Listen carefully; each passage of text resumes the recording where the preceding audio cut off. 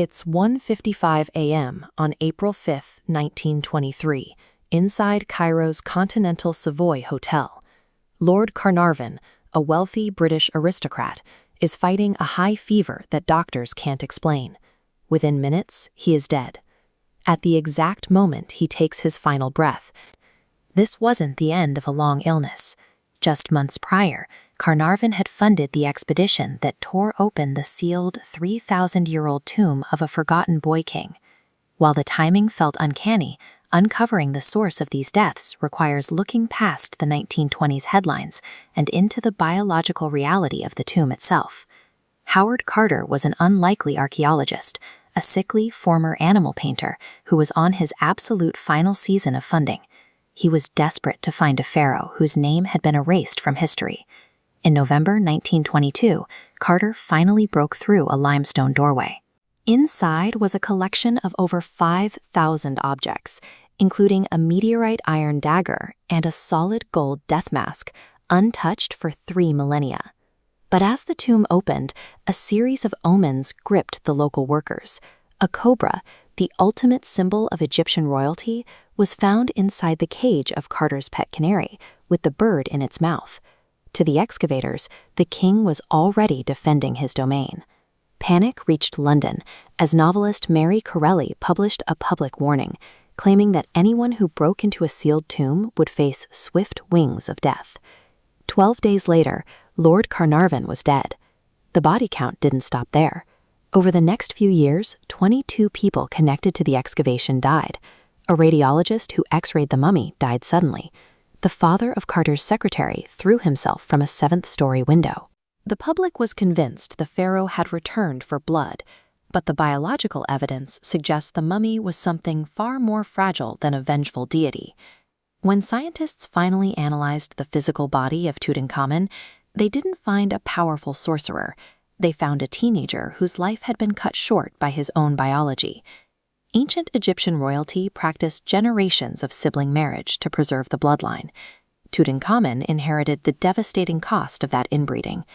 Medical scans reveal a severe clubfoot, a painful bone disorder called Kohler's disease, and evidence of multiple bouts of malaria.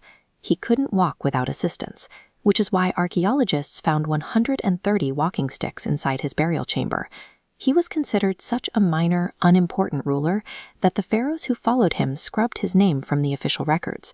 His tomb only survived because grave robbers simply forgot he ever existed.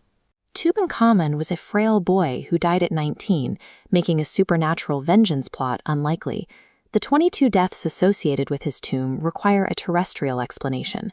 The famous cursed inscription found at the entrance was actually a fabrication.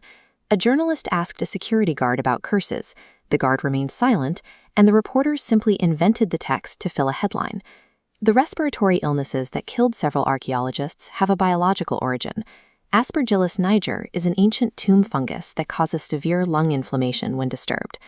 In the 1920s, this was a deadly mystery. Today, it is an infection treatable with basic antibiotics.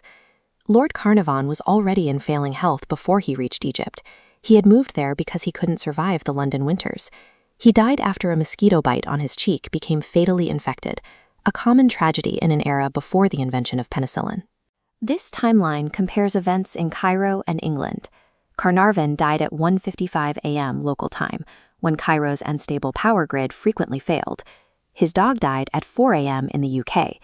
Corrected for time zones, the two deaths were hours apart. The hysteria was fueled by economics. Because the London Times held exclusive rights to the tomb's story, rival newspapers were forced to weaponize every heart attack and car crash into evidence of a curse to remain competitive. The curse wasn't an ancient spell. It was a successful psychological virus, engineered by tabloid competition and a deep-seated fear of the unknown. The data contradicts a supernatural attack. If the tomb were truly lethal, individuals who physically handled the mummy should have had the shortest lifespans. Instead, Lady Evelyn, one of the first to enter, lived to 78. Dr. Douglas Derry, who unwrapped it, lived to 87. Howard Carter, the man who physically opened the sarcophagus, lived for 16 years after the discovery. Until his death at age 64, he constantly reminded reporters that he was still very much alive. Ancient Egyptians believed a person only truly dies when their name is spoken for the last time. Tutankhamun's successors tried to erase him from history, and for 3 millennia they succeeded. But the sensational myth of the curse gave him back exactly what his own era tried to steal: the immortality of being remembered.